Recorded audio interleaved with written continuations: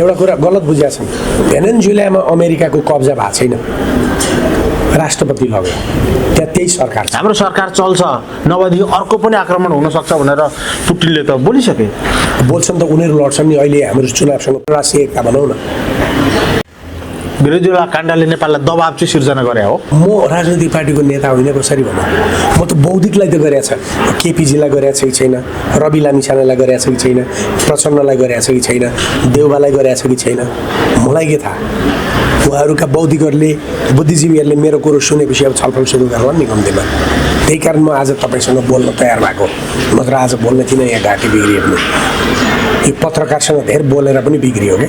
अहिले देशको टोटल राजनीति एकले अर्कालाई निषेध गर्ने र द्वन्द्व निर्माण गर्ने, यो द्वन्द्व निर्माण होस् भन्ने अन्तर्राष्ट्रिय शक्तिहरू चाहन्छन्। किनभने यही द्वन्द्वमा उनीहरूले खेल्ने हो र हाम्रो टोटल राजनीति उनीहरूको प्रतिस्पर्धाबाट ठेलिराखेको अहिले स्थितिमा प्रधानमन्त्रीसँग दुईचोटि भेटेँ, लामो कुराकानी गरेँ, गृहमन्त्रीसँग भेटेँ, अर्थात् इभन मैले लामो कुराकानी अस्ति भर्खरै केपी ओलीलाई पनि भेटेँ, विद्या भण्डारीज्यूलाई पनि भेटेँ, साना ठुला सबै पार्टीहरूलाई म भेटिराखेको छु र एउटा कुरा भनिरहेको छु, तपाईँहरू यो देशलाई कमजोर गर्ने गरी राजनीतिक प्रतिस्पर्धा नगर्नुहोस्।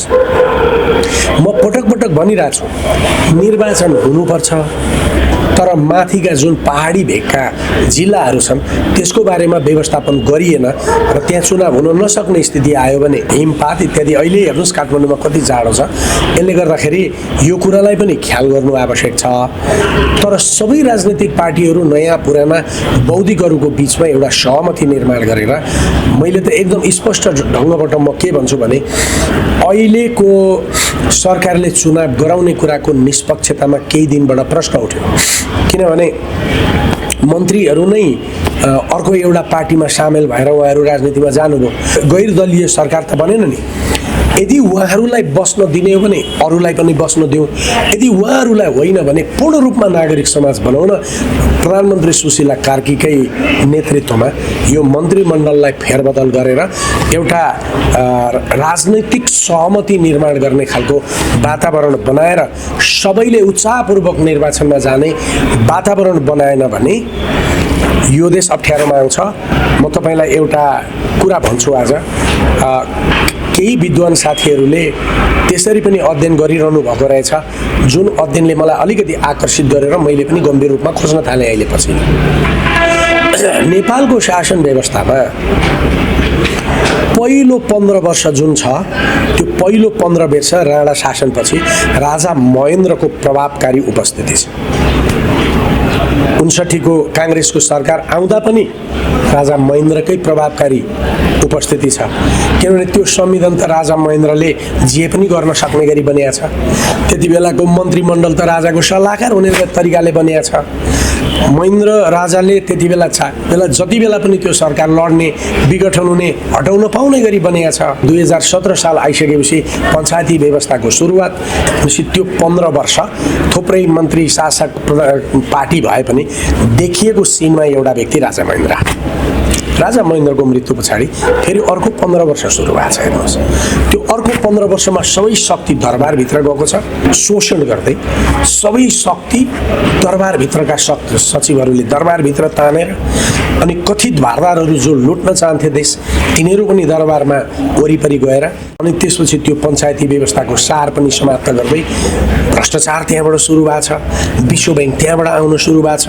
28 सालको नयाँ शिक्षा जसले देशको संस्कृति र सभ्यतालाई ध्वस्त बनायो, त्यो पनि त्यति बेला आएको छ।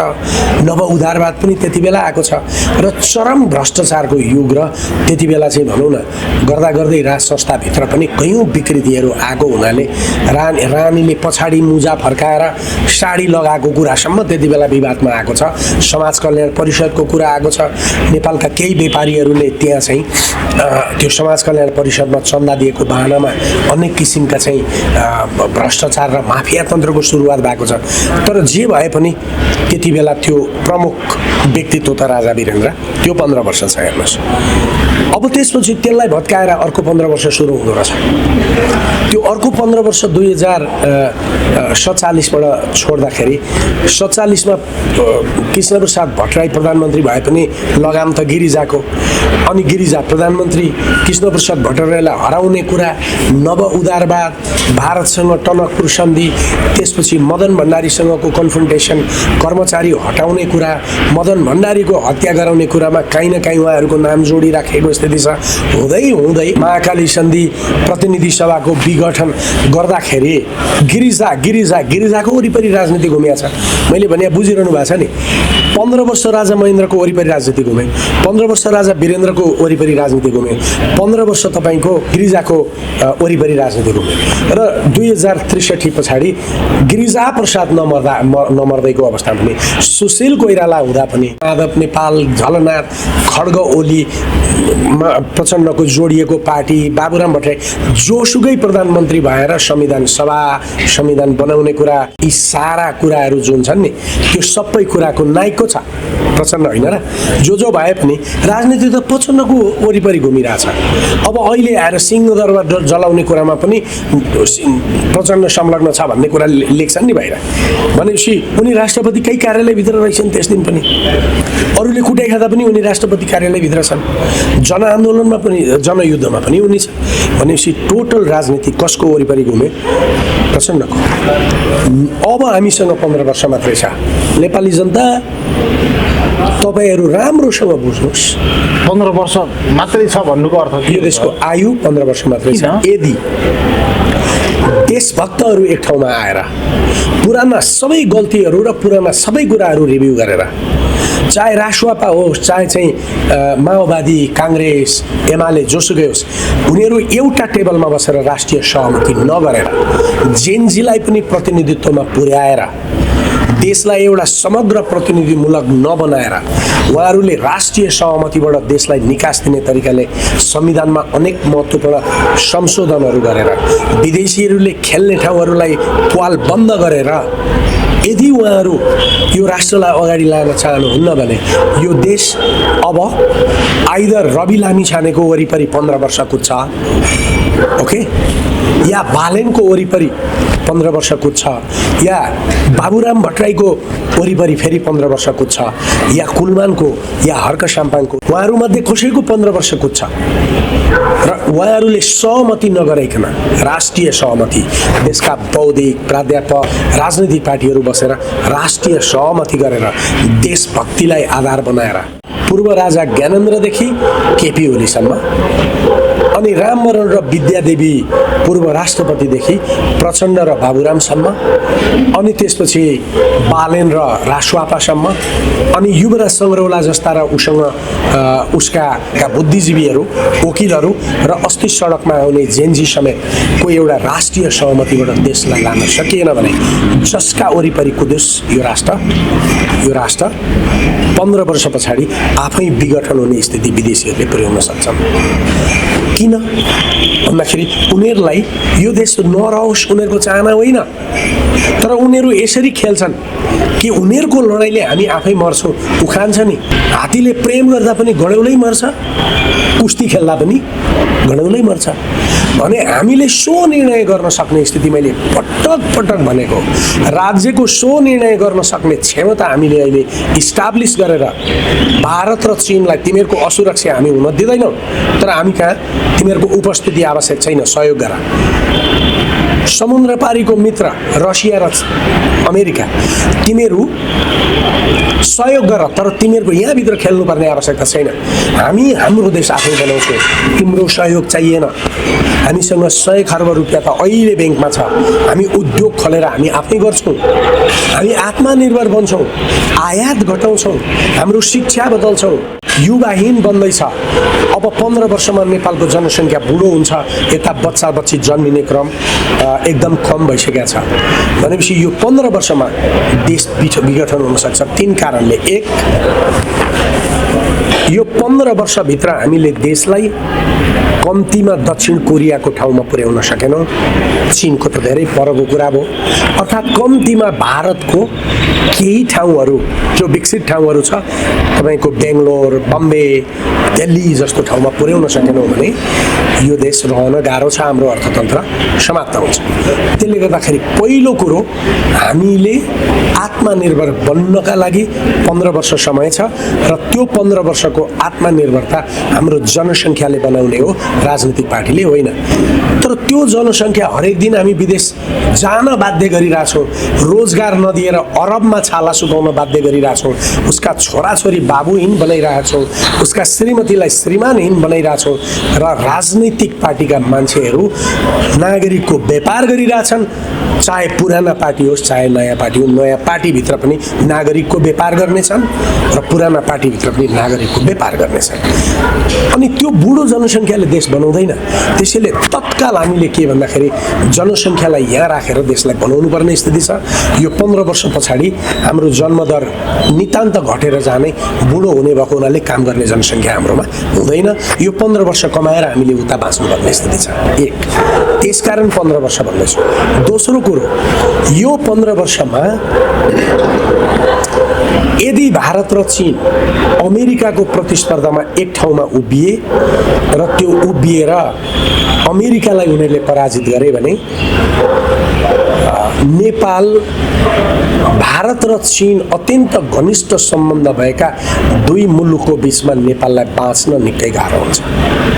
किनभने त्यो खालको सन्तुलन गर्ने परराष्ट्र नीतिको बारेमा आज हामीले सोचेका छैनौँ। एक, यदि यो लडाईँ उनीहरूको बिचमा तीव्र भयो, अर्थात् यो पश्चिमी शक्ति र भारतको बिचमा र चीनको बिचमा यो त्रिपक्षीय लडाईँमा नेपाल यसरी नै फसिरह्यो भने र चीनले अमेरिकाबाट आफ्नो असुरक्षा भेनेजुएलाको राष्ट्रपतिलाई हाने जस्तो देखिरह्यो भने नेपालमा भइरहने यो लडाईँलाई मैले हेरेर बस्नुभन्दा त बरु भारतले लैजाओस् नेपाल।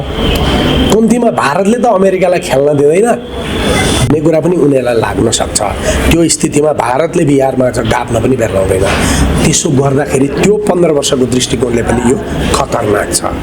एक, तपाईँको स्पष्ट रूपमा एउटा कुरा के हो भन्दाखेरि भारतीयहरूको पनि नेपालभित्र आफ्नो स्वार्थ छ, आफ्नो प्रभाव छ, चीनको पनि छ र अमेरिकाको पनि छ। तेस्रो कुरो के हो भन्दाखेरि तेस्रो 15 वर्ष यदि हामीले तत्काल रोजगारको अवस्था सृजना गरेनौँ र तीनवटा अर्थतन्त्रका सङ्गुललाई सम्बोधन गर्न सकेनौँ र यही तरिकाको पलायन हो भने अर्को 15 वर्षभित्र नेपालमा जनसङ्ख्या नै बाँकी रहँदैन, सबै पलायन भइसकेका हुन्छ।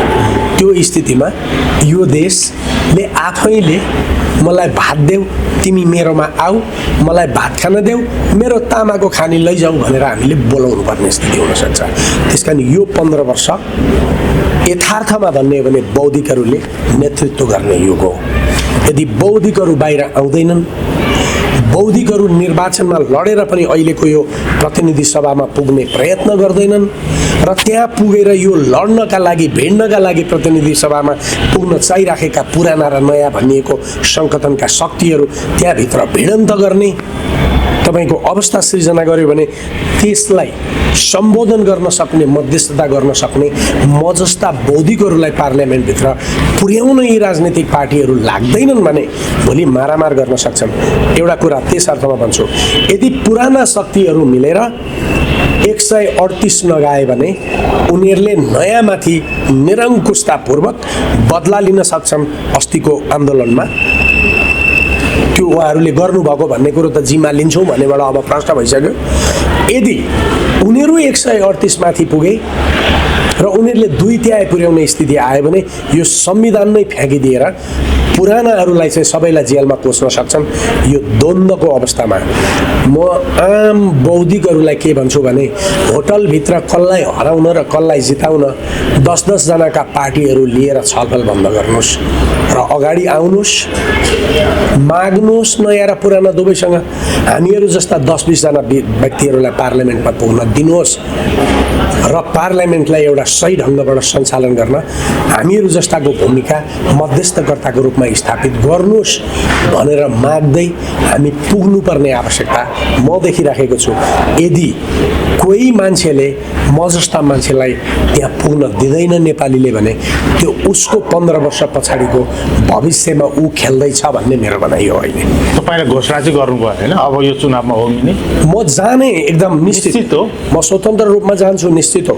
हामीले स्वतन्त्र या त्यो स्वतन्त्रको चिन्हले कहिले कहिले धेरै ठुलो असर गर्दो रहेछ। त्यस्तो स्थितिमा कुनै सानो पार्टी एउटा चाहिँ चिन्ह पाएको, राम्रो चिन्ह पाएको पार्टी हुन्छ नि, त्यो चिन्ह पाएको पार्टीको चिन्ह मागेर त्यसबाट लड्न सकिन्छ। यो ठुलो कुरो होइन। तपाईँका शुभेच्छुकहरूले यो निर्वाचन पछाडि तपाईँको खाँचो देखेर निर्वाचित गरे भनेदेखि कुन पदमा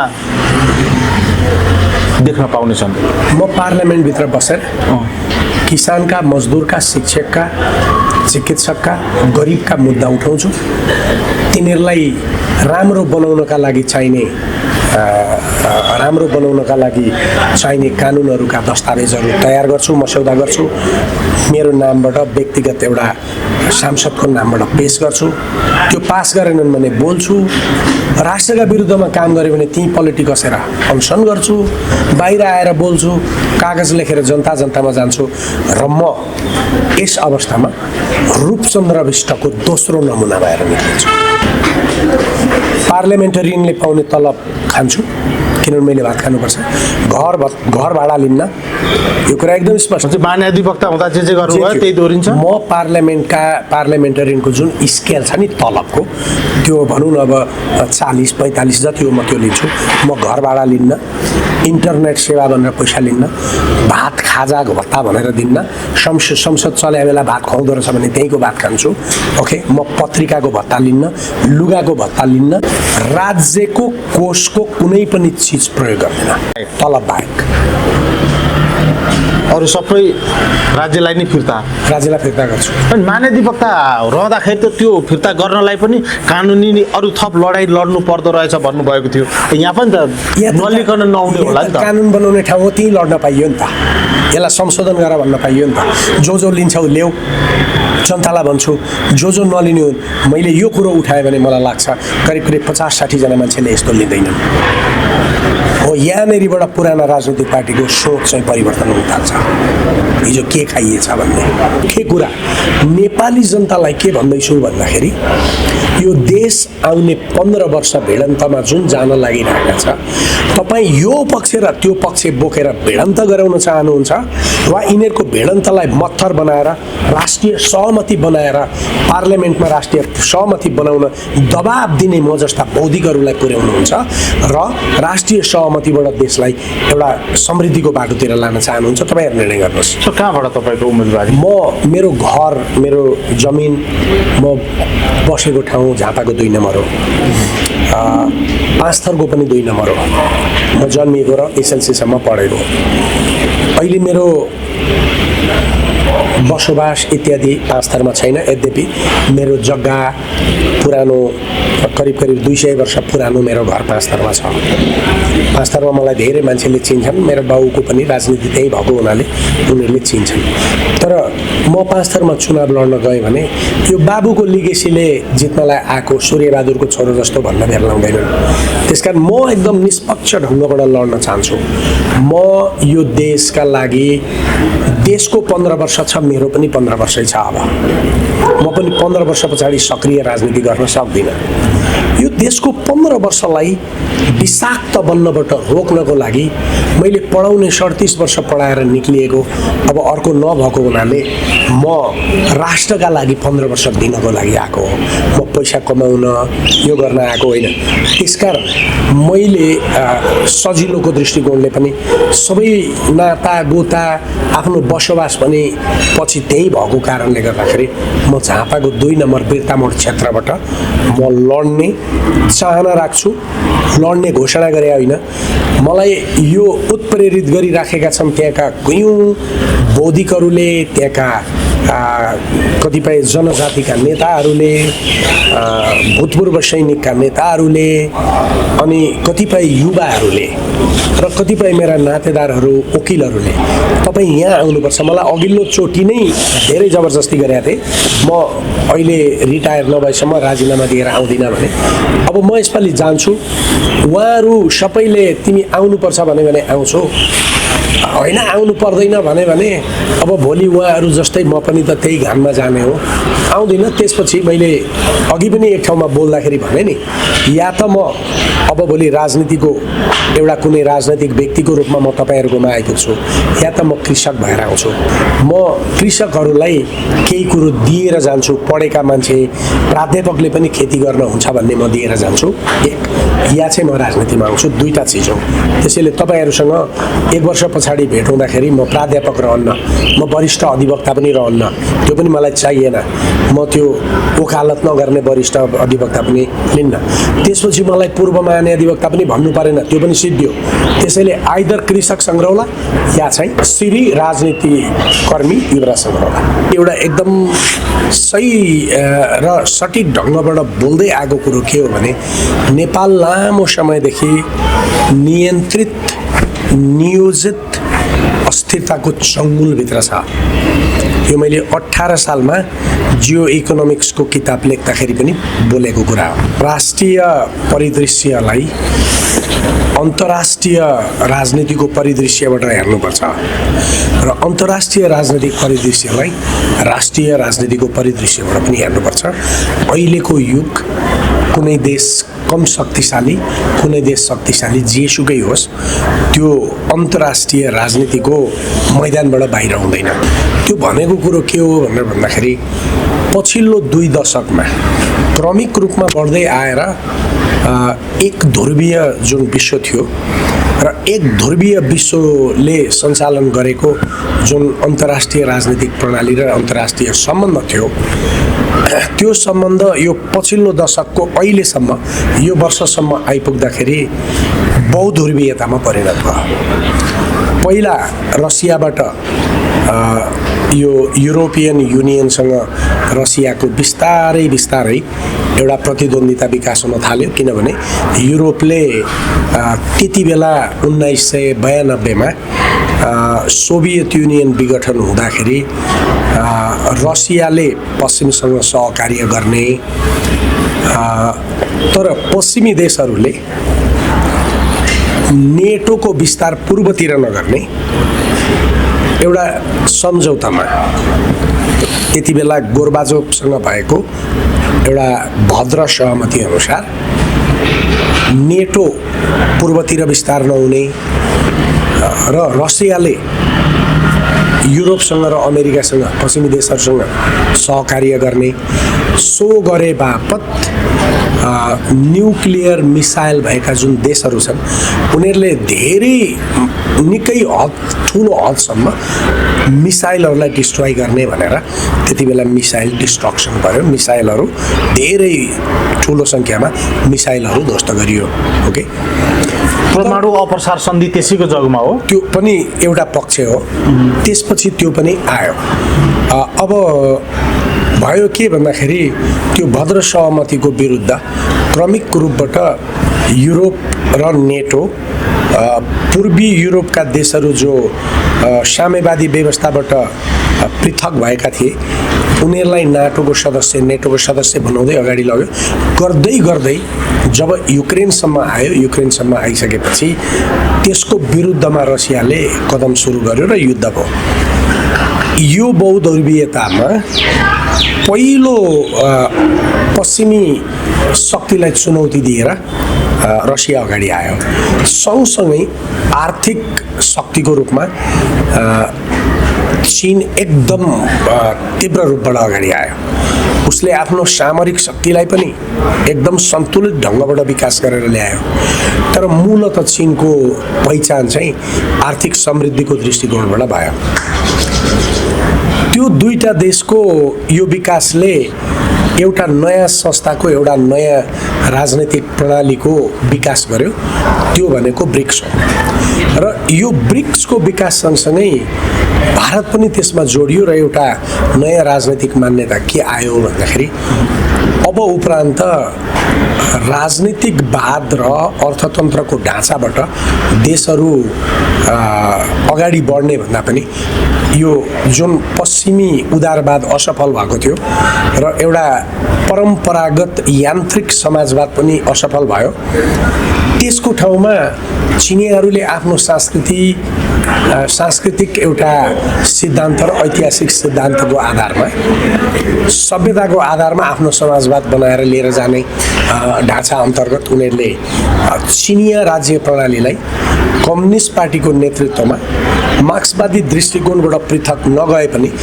मूलतः मार्क्सवादी दृष्टिकोणबाट व्याख्या गर्दाखेरि उनीहरूले आफ्नो संस्कृतिसँग जोडे सभ्यतासँग जोडे र एलोकिङ भनिन्छ चीनमा जसलाई एउटा कल्याणकारी राज्यको नमुना राजा भनेर भनिन्छ त्यसै गरी हान उदी भनिन्छ जसलाई चीनको समाजवादी सम्राट भनिन्छ त्यसैले सम्राट अर्को वाङ भन्ने छ उसलाई त पूर्ण रूपमा एउटा समाजवादी चिन्तनको मान्छे भनेर भनिन्छ त्यसै गरी तपाईँको चिनिया विज्ञ छ सुङ डाइनेस्टीको वाङ आन्स भन्ने उसले कृषकहरूलाई उन्नत बनाएर मात्रै समाजलाई उन्नत बनाउन सकिन्छ भन्छ त्यसै गरी तपाईँको मिङ डाइनेस्टीको बेला जति बेला नेपालको पनि सम्पर्क चीनसँग धेरै राम्रोसँग विकास हो त्यति बेला जाङछङ भन्ने अर्को एकजना प्रधानमन्त्री छ जसले अहिले गरिने जस्तो भूमि सुधार एकै झड्कामा वान व्हिप थ्योरी भन्छ उसले ती सिद्धान्तहरूलाई चिनिया समाजवादको आधार बनाउन गयो रसियनहरूले रसियन सभ्यताको कुरा उठाए ब्राजिलियनहरूले ब्राजिलियन सभ्यताको कुरा उठाए अनि त्यसपछि मेक्सिको अर्जेन्टिनाहरूले पनि माया सभ्यताको कुराहरू उठाउन थाले र सभ्यताको जगमा बस्नुपर्छ भन्दाखेरि ब्रिक्सभित्र समाहित भएको ब्राजिल साउथ अफ्रिका भारत चीन रसिया पाँचवटा शक्तिको रूपमा उत्पन्न भए र अमेरिका को जुन योभन्दा अगाडिको एउटा युनिपोलर एक ध्रुवीय विश्व व्यवस्था थियो त्यो चाहिँ सिद्धिन लाग्यो यसले गर्दाखेरि संसारको जुन भू राजनीति हो र एउटा कूटनैतिक सम्बन्धमा यत्रो ठुलो उथलपुथल ल्यायो त्यो उथलपुथल नेपालीहरू धेरैले नेपालभित्र का यी कन्स्पिरेसी थ्योरी लगायतका कुराहरूलाई मात्रै हेर्छन् नेपालभित्रको सीमित राजनीतिमा मात्रै लडाइँ गर्छन् बाहिरको विश्लेषण गर्दैनन् त्यसले गर्दा हाम्रो अन्तर्राष्ट्रिय स्तरको विश्लेषकहरू पनि जन्मिन नसकेको एउटा कारण त्यो हो त्यो भयो तर त्यसको प्रभाव चाहिँ यहाँ पर्यो क्या नेपालमा अब यसलाई म सठिक रूपमा तपाईँलाई भन्छु कसरी भनेर भन्दाखेरि चीन संसारको प्रथम आर्थिक शक्ति बन्न गयो अब केही वर्षभित्र त चीन त संसारको पहिलो अर्थतन्त्र बन्दैछ 2040मा यो अहिलेको 2025को 40मा पुग्दा त उनीहरू त चीनलाई त एउटा विकसित देशमा एउटा अत्यन्तै वैभवपूर्ण र अत्यन्तै समृद्ध जीवन प्रणाली भएका जनताको देश बनाउन उनीहरू घोषणा गरेर गएका छन् र अहिले पछिल्लो जुन 15th उहाँहरूको नेसनल प्लानिङ को एउटा पञ्चवर्षीय योजना छ त्यो योजनाले पनि त्यही प्रक्षेपण गरेर गयो त्यसले सभ्यतालाई सबैभन्दा बढी जोड दिएर गयो त्यसै गरी इन्डिया पनि दौडिरहेछ रसिया यत्रो युद्धको बेहालको बावजुद उसको अर्थतन्त्र बढिरहेछ भन्दाखेरि अब अमेरिकाको भनेको मतलब उसको नेतृत्वमा रहेको नेटो शक्तिको र यी शक्तिको बीचको एउटा प्रतिस्पर्धा युद्ध होइन तर कसले कसलाई पछाडि ठेल्ने र अगाडि जाने भन्ने एउटा चाहिँ प्रतिस्पर्धा छ नि त्यो प्रतिस्पर्धा सुरु भयो यहाँनिर हामीले सूक्ष्म दृष्टिकोणबाट हेर्दाखेरि हामीले देख्नुपर्ने कुरो के थियो र व्यापक नेपालको सञ्चार माध्यममा पत्रिकामा अनलाइनमा छलफल हुनुपर्ने कुरो के थियो थियो भने अमेरिकाको चीनसँग आर्थिक द्वन्द्व सुरु भइसकेको स्थिति छ। सामरिक चाहिँ पुगेको छैन, सामरिक अहिलेसम्म पुगेको छैन। रसियासँग पूर्ण रूपमा सामरिक द्वन्द्वको अवस्था छ। ओके, अब इन्डियासँग अहिले पछिल्लोचोटि आउँदाखेरि सभ्यताको द्वन्द्वमा गयो भन्दाखेरि इन्डियासँग संस्कृति र सभ्यताको कुरालाई लिएर लडाइँ चलिरहेछ। यतापट्टि रसियासँग सामरिक हात हतियारको कुराको प्रतिस्पर्धा चलिरहेछ। चीनसँग तपाईँको आर्थिक छ, तर प्रत्येकसँग फेरि केही न केही हदसम्म त जोडिन्छ नि। जस्तो चीनसँग केही हदसम्म सामरिक जोडिन्छ, रसियासँग केही हदसम्म आर्थिक जोडिन्छ, अनि भारतसँग केही हदसम्म सामरिक पनि जोडिन्छ, आर्थिक पनि जोडिन्छ। यो स्थितिमा नेपाल भारत र चीनको बिचमा छ र हरेकका लागि नेपाल यति इम्पोर्टेन्ट देश अहिले बन्यो, यति महत्त्वपूर्ण देश बन्यो उनीहरूको लागि कि हरेकले नेपालमा आफ्नो घडेरी जमाएर आफ्नो उपस्थितिबाट एक अर्कालाई वाच गर्ने यो केन्द्र बन्यो। यो केन्द्र बन्दाखेरि यो केन्द्र बन्न रोक्न सकिँदैन। तर हाम्रो तीक्ष्णता र हाम्रो सूक्ष्म विश्लेषण पनि कस्तो हुनुपर्थ्यो भन्दाखेरि यो तीनवटा शक्तिसँगको परस्पर एउटा जुन प्रतिस्पर्धा छ, अमेरिका चीन, अमेरिका भारत, अमेरिका रसिया र सहायक प्रतिस्पर्धा पनि छ। त्यो सहायक प्रतिस्पर्धा कसको बिचमा छ भन्दाखेरि खास गरी नेपालको कुरालाई लिएर अमेरिका र चीनको बिचमा, अनि भारत र चीनको बिचमा, अनि भारत र फेरि अमेरिकाको बिचमा, अनि अलि पछिल्लोचोटि अब त्यहाँ रसियाको भूमिका पनि कहीँ न कहीँ देखिराखिएको छ। एउटा त त्यो चारवटाको उनीहरूको अन्तर्राष्ट्रिय जगतमा भू राजनैतिक प्रतिस्पर्धा छ, चारैवटा देशको नेपालको भू राजनीतिभित्र पनि उपस्थिति र प्रभाव छ। यो कुरालाई सन्तुलन गर्न सक्ने गरी हाम्रो राजनैतिक पार्टीहरू नेपाली काङ्ग्रेस, नेकपा एमाले, नेकपा माओवादीले 10 वर्ष अगाडिदेखि यसको एउटा अध्ययन अनुसन्धान विज्ञहरूसँगको परामर्श, परराष्ट्र मन्त्रालयको स्तर वृद्धि, त्यहाँ कर्मचारीको पर्याप्तता, एकदमै बुझ्ने जान्ने क्षमतावान तपाईँको परराष्ट्र मन्त्री राख्ने र आफ्ना कूटनीतिज्ञहरूको स्तर प्रशिक्षणबाट अनेकबाट रसियामा कूटनीति, चीनमा कूटनीति, भारतमा कूटनीति, अमेरिकामा कूटनीति गरेर उनीहरूलाई हामीले पछाडिपट्टि पुस गरेर तिमीहरू लड अन्तर्राष्ट्रिय स्तरमा तिमीहरूको कुरा हो, बट तपाईँहरूले यो देशभित्र तपाईँहरू यसलाई लड्ने प्रतिस्पर्धाको एउटा रिङ, एउटा बक्सिङ खेल्ने रिङ नबनाउनुहोस् भनेर सन्तुलन गर्नुपर्नेमा यो 10 वर्षभित्र यी परम्परागत पार्टीहरूले आफ्नो सत्ता जोगाउन तटस्थ बुद्धिजीवीहरूलाई लखेट्ने र यी चारवटा देशसँग गाँसिएका र यो चारवटा देशलाई आफ्नो सूचना बेचेर खाने मान्छेहरू चाहिँ सरकारभित्र घनीभूत रूपमा गएको कारणले गर्दाखेरि नेपाल आन्तरिक रूपमा एउटा विग्रहको स्थितिमा पुग्दै खास गरी एमसिसी पारित भइसकेपछिको अवस्थाबाट आज यहाँ आइपुगेको छ। यसले गर्दा नेपालको राजनीतिलाई हामीले यसलाई प्रष्ट रूपमा हेर्न सकेनौँ। अहिले राजनीतिमा आफ्नो राम्रो उपस्थिति देखाउन चाहने र आफ्नो अधिन निर्माण गर्न चाहने जेनजीले यसलाई स्पष्ट ढङ्गबाट बुझेन, देशको हालतको बारेमा बुझेर सोच्न थालेन।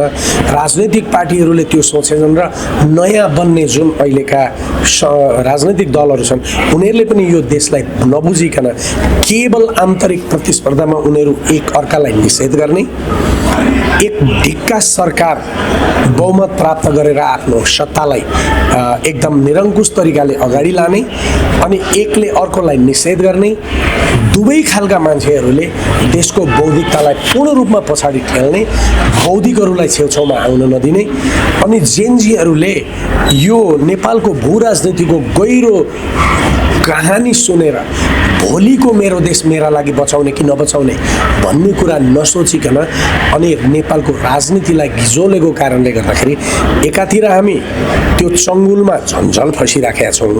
ओके, एकदमै कडा प्रतिस्पर्धा अहिले नेपालभित्र छ, देखिँदैन बेग्लै कुरा हो। देखेर पनि यिनीहरूले त्यो गरेको कुरो प्रश्नसँग बुझ्नलाई त्यति सजिलो छैन। धेरै घन्टा आँखा चिम्लेर सोच्नुपर्ने हुन्छ, कडीहरू जोड्नुपर्ने हुन्छ अनि अन्तर्राष्ट्रिय राजनीतिको बारेमा कुनै जानकारी नै छैन।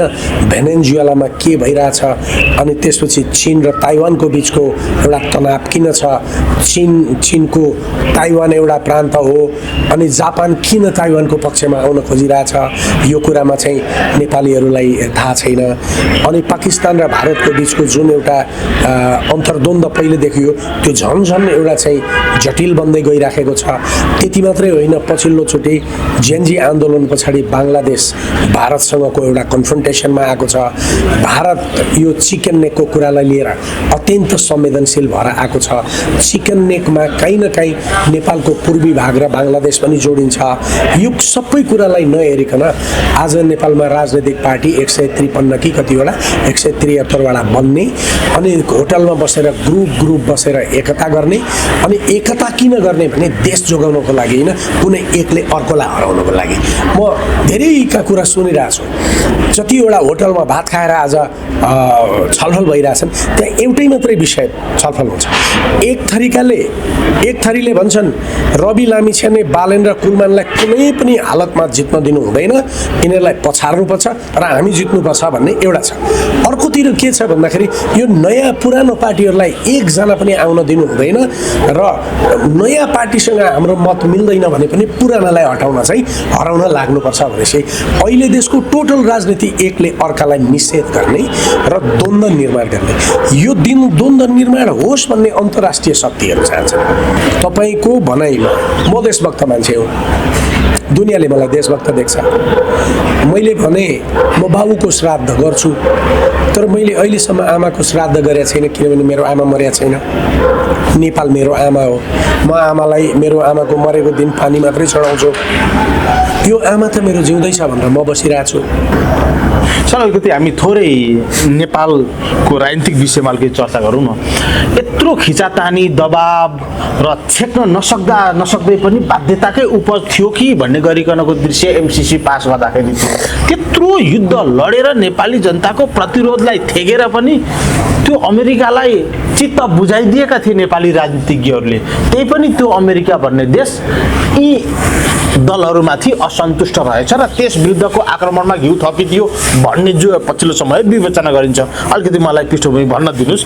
जस्तो BRI-को सन्दर्भमा पनि BRI त नेपालले अनुमोदन गरेकै हो, यदि नेपालकै हितमा भए तापनि त्यो चीनको पनि प्रतिष्ठासँग जोडिएको थियो।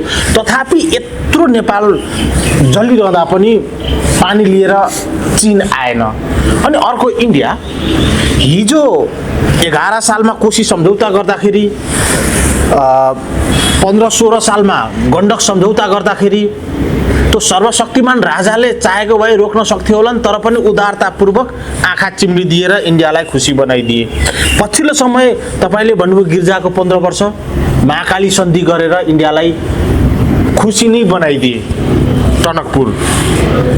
तर पनि त्यो इन्डिया खुसी भएन र यो जेनजी आन्दोलनको समय चाहिँ उसले पनि 2-4 कन्टेनर पेट्रोलै पठायो यहाँ आगोमा हाल्न भन्ने विवेचना गरिन्छ। अनि नेपाली राजनीतिज्ञहरूले यत्रो विदेशीको लागि, उसको प्रतिष्ठाको लागि आफू आलोचित भइदिनु पर्ने, तथापि उनीहरूले गुण नदेख्ने र लगातार आक्रमणको शिकार र तारो बनिरहनु पर्ने यो परिवेश छ। अनि तपाईँ भन्नुहुन्छ हामी अब यो सङ्कटको घडीमा राजनीतिक एकता गरेर त्यो लडाइँ झगडा होइन, मेलमिलाप गरेर राष्ट्रिय स्वार्थ पूर्तिका लागि एकताबद्ध हौँ भन्नुहुन्छ। त्यो एकताबद्धलाई भङ्ग गरेर त फेरि त्यो विदेशी रहेछ नि त। यो विगतको विश्लेषण गरेर तपाईँलाई के पाउँछ होला? मिलेर पनि त नसकिने रहेछ। भेनेजुएला हेर्नुहोस् त, त्यहाँको राष्ट्रपतिलाई उठाएर लिएर गयो राष्ट्रपति। अब त्यसो भएदेखि बहालमा रहेको राष्ट्रपतिलाई अब त्यो भयो, त्यस्तो भयो, अहिले जेलमा हालेको छ अमेरिकामा। यसो गरौँ न त त्यसो भएदेखि सबै मिलेर लैजा भन्ने हो नि त। कुरो त्यो होइन। यस्तै छलफलले हामी नागरिकलाई भ्रमतिर झन् बढी खर्दैछौँ क्या, त्यो होइन हामीले गर्ने। हिजो जे भयो अर्को विकल्प छैन यो भन्दा। विकल्प म भन्दैछु त। अर्को विकल्प के हो भन्दाखेरि हिजो हाम्रो राजनीतिक पार्टीका नेताले एकैचोटि चारवटा शक्तिलाई खुसी पार्न खोजे। चीन जाँदा म तपाईँहरूकै नजिकको हो, म तपाईँहरूको स्वार्थ पुरा गर्छु भनेर कमिटमेन्ट गरेर आएँ। भारत जाँदा भारतप्रति कमिटमेन्ट गरेर आएँ। अमेरिकासँग कमिटमेन्ट गरेँ, रसियासँग पनि कमिटमेन्ट गर्न थालेका थिए। हाम्रो चासो चाहिँ ख्याल छैन, देशभक्त बन्न सकेन उनीहरू। यिनीहरूलाई लडाएर यसलाई र यसलाई लडाएर भन्ने जुन चाहिँ हुन्छ नि, एउटा चाहिँ तपाईँको सानोमा हामीले स्कुलमा खेल्दाखेरि छिर्के लगाइ खेल्ने भन्ने हुन्थ्यो। यसलाई उफ्रियो, उसले छिर्के लडायो, छिर्के जसले बढी लडायो अनि त्यसपछि एउटा हुन्थ्यो, अर्को खुट्टो पछाडि तानेर हात पछाडि लगाएर भाले जुधाइ हुन्थ्यो।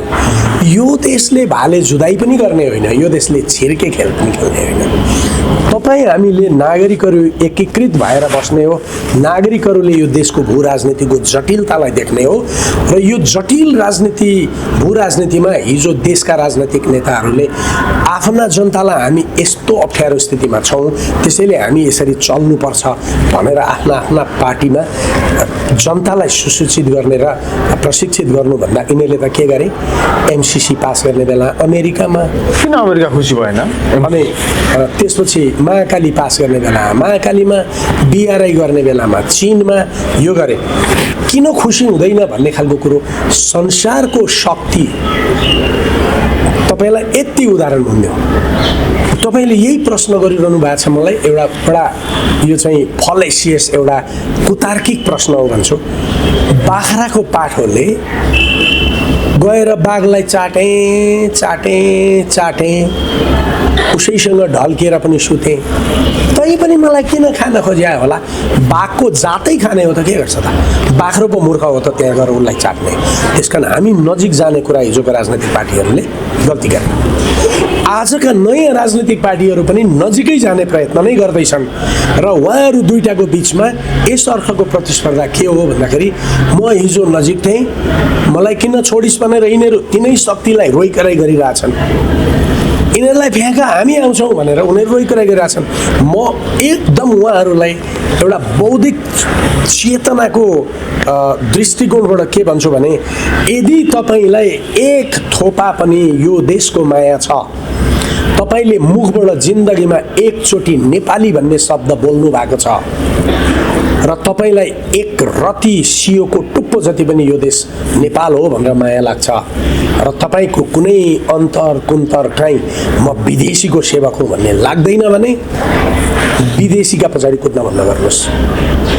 विदेशीले खेलाउने कुराबाट जोगिनुहोस्, नयाँ पुराना दुवै। त्यसकारण मैले भनेको राष्ट्रिय सहमति नेता र पार्टीको होइन, जनताको। र जनताले अब बुद्धि पुर्याउनु पर्ने कुरा के हो भने, अहिलेका नयाँ र पुरानालाई भिडन्त बनाउनका लागि एक थरीलाई चुनावमै आउन नदिने भनेर ढुङ्गा हनाउनु भयो, अर्को बलियो भएको ठाउँमा नयाँलाई आउनै नदिने भनेर ढुङ्गा हनाउनु भयो। अनि त्यसपछि तपाईँले भू राजनीति बुझेको छैन, देशको अस्तित्व बुझ्नु भएको छैन, देशको अर्थतन्त्र बुझ्नु भएको छैन, अनि हामी जस्ता बौद्धिकहरूलाई दुत्कार्नु भयो भने एउटा कुरा तपाईँलाई फाइदै हुन्छ। 5 लाख पर्ने मोटरसाइकल 1 लाखमा पाउनुहुन्छ। तपाईँले खोज्या त्यही हो भने त्यही गर्नुहोस्।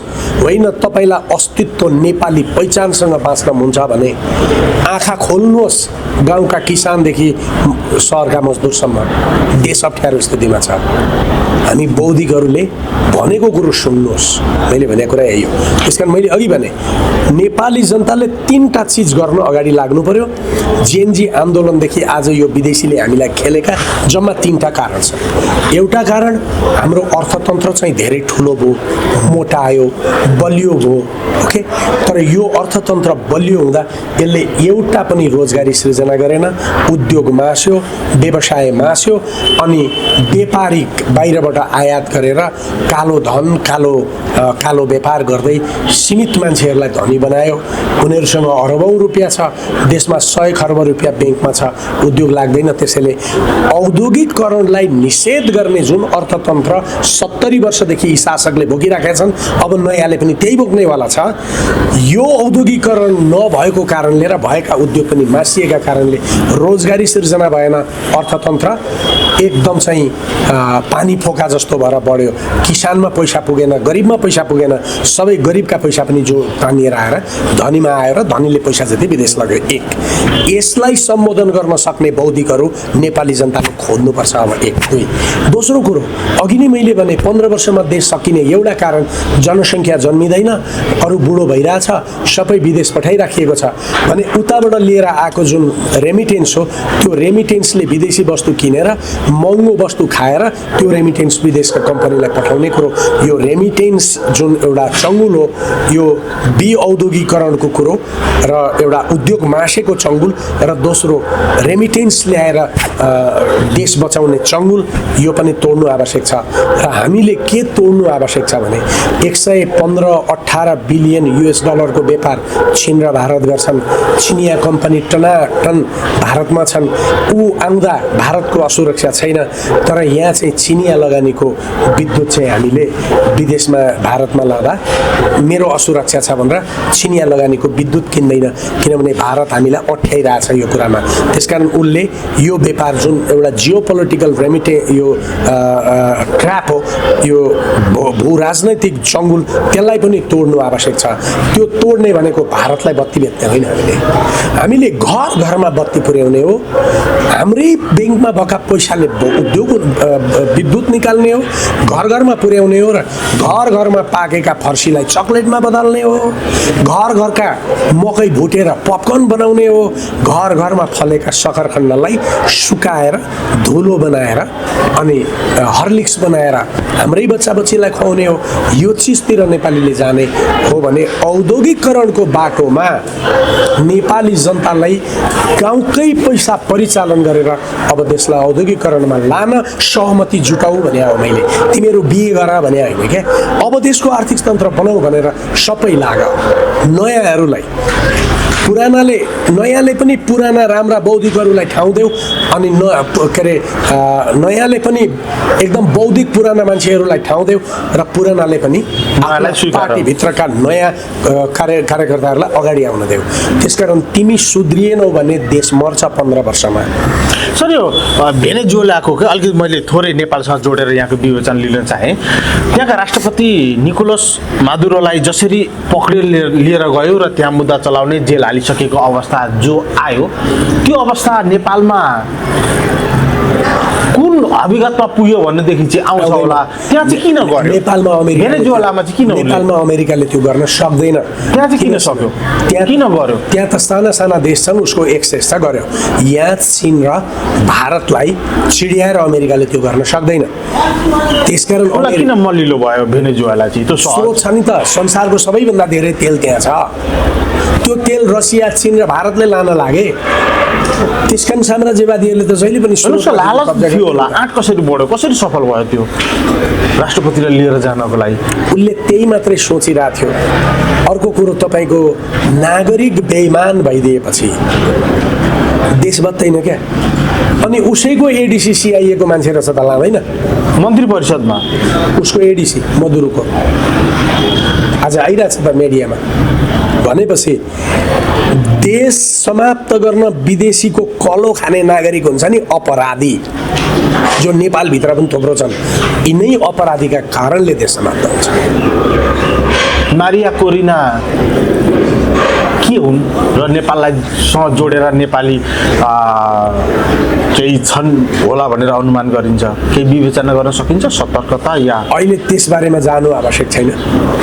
म के भन्दैछु भन्दाखेरि कुरालाई धेरै मोडेर अब हामीले कम्प्लिकेट गर्नु आवश्यक छैन। भेनेजुएलाको सिचुएसन र हाम्रो सिचुएसन पृथक हो। भेनेजुएलामा जे भयो सार्वभौम राष्ट्रमाथि त्यो हुनु हुँदैन। हामीमाथि त्यस्तै खालको होइन, अर्को खालको खेल हुनसक्छ। नागरिकहरूलाई विभाजित गर्न सकिन्छ, राजनीतिक पार्टीहरूको बिचमा मारामारी गराउन सकिन्छ, फेरि पुस्ता पुस्ता बिचको लडाइँ हुन सक्दछ। युवराज सङ्ग्रौलालाई तपाईँ मार्न सक्नुहुन्छ, म तपाईँलाई मार्न सक्छु। यस्ता खालका कुरा अब हामीले छोड्ने हो।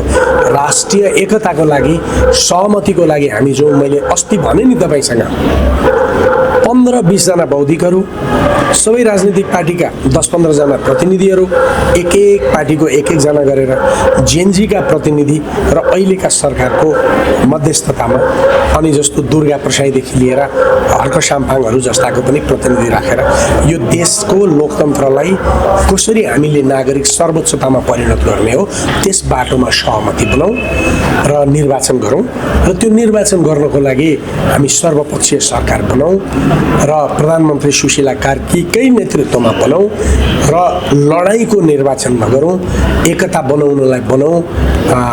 पार्टीहरू गठबन्धन गर्छन् भने पनि गर्छन्, तर त्यो निषेधको राजनीति होइन र नेपालको पार्लियामेन्ट अहिलेसम्म बौद्धिकहीन भयो। बौद्धिकहरूलाई विभिन्न तरिकाले पुर्याउँ, समानुपातिबाट पुर्याउँ, स्वतन्त्र लड्छन् भने सहयोग गरेर पुर्याउँ भन्ने एउटा वातावरण बनाएर देश अगाडि लगिएन र यो निर्वाचनलाई मुठभेडको निर्वाचनमा परिणत गरियो भने पनि देश अगाडि जाँदैन। यदि निर्वाचन भएन भने पनि मुठभेडमा जान सक्छ। त्यसका नेपाल एकदमै कठिन अवस्थाको अस्तित्वको 15 वर्षमा प्रवेश गरेका छ। त्यसकारण म आम नेपाली नागरिकलाई अनुरोध गर्छु, यो देशमा अहिलेसम्म धोका नदिएका, बेइमान नगरेका बौद्धिकहरू तपाईँहरूको क्षेत्रमा आउनुभयो भने एकपल्टलाई सहयोग गरिदिनुहोस्।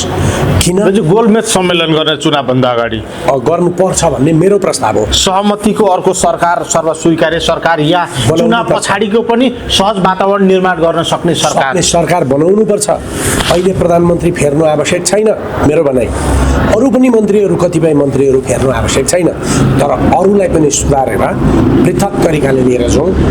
अब निषेध कसैलाई पनि नगरौँ। केपी ओलीदेखि ज्ञानेन्द्रसम्मको कुरा यहाँले गर्नुभएको थियो नि, त्यो भने के नेपालमा राजाको नाममा विदेशी चलखेल भयो, त्यसलाई चाहिँ थाहा लगाइदिउँ भने एकता निर्माण गर्न त्यो कम्पोनेन्ट पनि बजारमा देखिएको छ राजनीतिको, त्यसलाई पनि राखेर छलफल गरौँ भन्ने मेरो। त्यसो किराँतहरूको पनि सबैको मल्ल सेन राजवंशका सबैको बसेर यी सबै कुरामा छलफल गरौँ। होइन यो अब आवश्यक छैन भने रुल आउट हो, अब परेन, उसलाई छलफल गर्नु परेन, उसका बारेमा सोचिएन। संहिताको बारेमा त्यही गरौँ अनि धर्मनिरपेक्षताको बारेमा त्यही गरौँ। चाहिन्छ भने त्यसको अर्थ स्पष्ट गरेर सबैले राखौँ, चाहिँदैन भने सबैले फ्याँकौँ। भन्छ क्याबिनेटमा समेटौँ त्यो भन्न खोजे भने सहमतिको लागि बसौँ, सर्वपक्षीय एउटा सहमति निर्माण गरौँ।